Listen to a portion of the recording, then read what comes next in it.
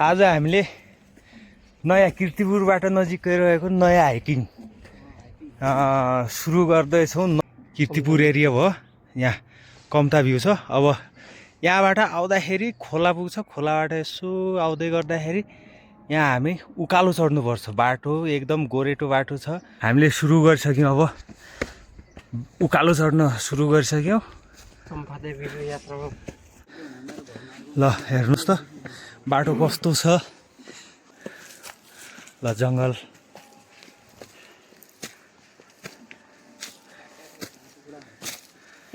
यही हो हिँड्ने बाटो। हाम्रो एकजना साथी हुनुहुन्छ के अरे म्यादी चाहिँ, उसलाई हिँड्न साह्रै गाह्रो हो अरे, होइन साथी? कस्तो भइरहेछ? धेरै गाह्रो भएन। कस्तो जङ्गल छ यहाँ, बाघ हुन्छ कि भन्ने नि डर लागिरहेछ अलिअलि। केटाहरू थगिसक्यो त। हिँड्दै हिँड्दै हामी यहाँ एउटा घर भएको ठाउँमा पुग्छौँ। अब हेरौँ बाँकी के हुन्छ। त्यहाँ कस्तो भिरमा घर छ। ल यहाँबाट चोबारको डाँडा नि निकै सुन्दर देखिने रहेछ, हेर्नुहोस् त।